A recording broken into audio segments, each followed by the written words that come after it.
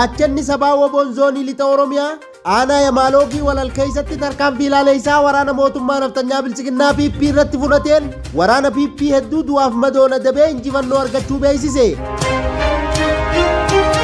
Mootummaan naannoo Somaalee aanaalee Oromiyaa naannawaa daangaa jiran irratti baajata ramadachuun ibsame. Godina Arsii aanaa Sirkaa keessatti ergamtoonni mootummaa naftanyaa bilchiginnaa PP jiraattota humnaan gara leenjii waraanaatti erguu fi hawaasa nagaa akka malee saamaa jiraachuu himan. Balaa kirkira lafaa Jaappaan mudateen hanga ammaatti namoonni 13 du'uun himame. Adoolessa 30,2026 ashamaa harka fuula hordoftoota miidiyaa walabummaa Oromiyaa kanneen hangafoota oduutii bal'ina oduutiif hangadhuma sagantaa keenyaatti naa waliin turaan afeerraa kooti.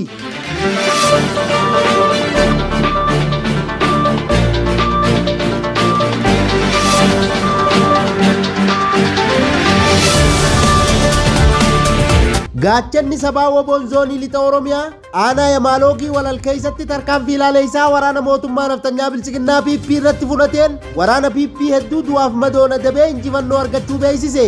Bal'ina oduutiif Jaal Magarsaa waan qindeeffate qaba. Abdiin sabaa woboon zoonii lixa Oromiyaa aanaa Yamaaloogii walal keessatti tarkaanfii ilaaleysaa loltoota waraana maafiyaa mootummaa naftanyaa bilchiginnaa PP irratti fudhateen injifannoo argachuu beeksise. Reefii gaachanni sabaa woboon zoonii lixa Oromiyaa kaleessaa adoolessa 29 bara 2026 godina Qellam Wallaggaa aanaa Yamaaloogii walal ganda burqaa walal iddoo laga dachoo jedhamtutti humna waraana maafiyaa mootummaa naftanyaa bilchiginnaa PP irratti tarkaanfii cimaa fudhateen humna diinaa du'aa fi madoona dabee injifannoo argachuu hoogganni woboo bakkichaa ibsaniiru.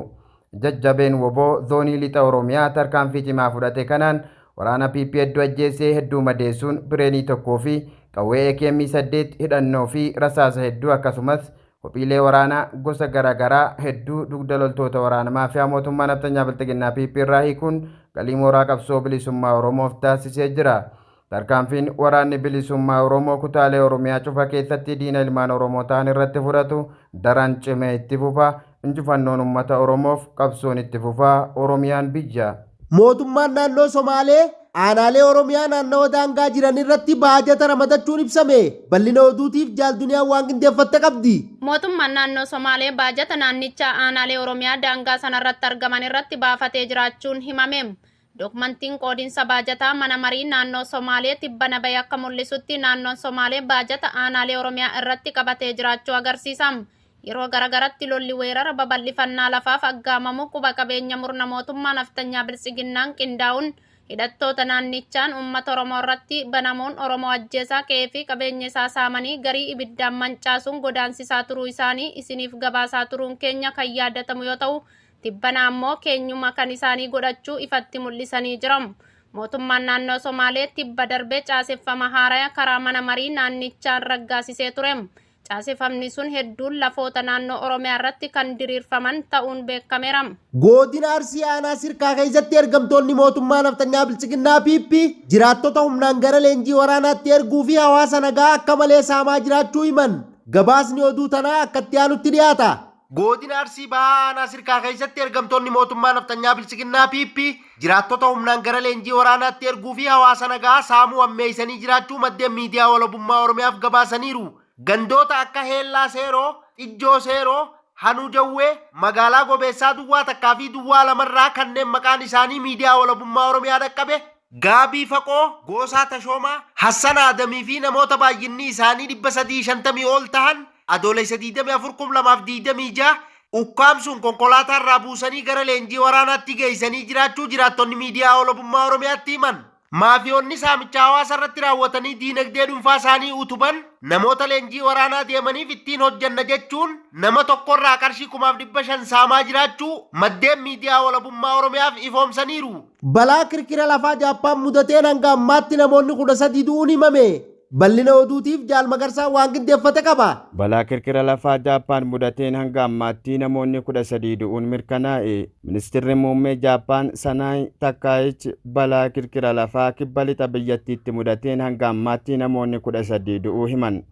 Lubbuu baraartonni hedduun bakka balaan mudatetti bobbaafamuun hojii saffisaan hojjetaa jiraachuus ibsan. Giddugala gabaa guddicha Kimamootoo jedhamu keessatti namoonni hedduun gamoo Jijjiga jalatti guramanii kan jiran yoo ta'u, lubbuu baraartonni namoota kunneen baraaruuf yeroo wajjin fiigaa jiru. Duraan qondaalli Jaappaan tokko iddoowwan balaan mudatetti namoota du'anii fi miidhaman lakkoofsa sirrii himuun rakkisaa ta'uu BBC'tti himee ture. Namoonni hedduun achi buuteen isaaniis dhabamanii jiru jedhan. Balaan kirkira lafaa odoola Kuyuusuu jedhamu keessatti mudate kun maagniitiyuudii 6.8 ta'uu jaarmiyaan US Survey jedhamu ibseera. Balaan akkanaa waggaa 75 keessatti yeroo jalqabaaf arguu jiraattonni himan. Oduu birootiin miseensonni nageenyaa Keeniyaa 5 daangaa Somaaliyaatti Alshabaabiin ajjeefaman jedhan. Daangaa Somaaliyaa naannoo Mandheeraa jedhamutti lola hidhattoota Alshabaab waliin taasifameen humnooti nageenyaa Keeniyaa ajjeefamuu poolisiin ibseera. Gareen hidhataa kun mootummaa federaalaa Somaaliyaa kuffisuuf sirna shari'aatiin hoogganamuu hundeessuuf falmaa tureera. Dhibbata dheengaddaa waaree booda gareen naannichatti sakatta'iinsarra ture naannoo hidhaa waan ta'e jedhamutti Alshabaab waliin wal arguun booda haleellaan kun raawwachuu poolisiin beeksiseera. Humna poolisii dabalataa argachuun booda hidhattoota hordofuu jalqabuu fi fanjiin awwaalame konkolaataarraa miidhaa qaqqabsiisuu beeksiseera. Fanjiin dhuka'uun booda miidhaan qaqqabe akka hin jirres ibseera. Alshabaab humnoota nageenyaaf namoota nagaa irratti irra deddeebiin haleellaa kan qaqqabsiisu yoo ta'u, ji'a jahaan dura naannoo Gaarrisaatti bulchaa naannichaa fi barsiisaa tokkos ajjeesanii turani jedhan. Eegaa hordoftoota miidiyaa walabummaa Oromiyaa oduu ammaaf qabnu kanumaa oduu birootiin hanga walitti deebinuu nagaan nuuf tura. Horaa bulaa deebana.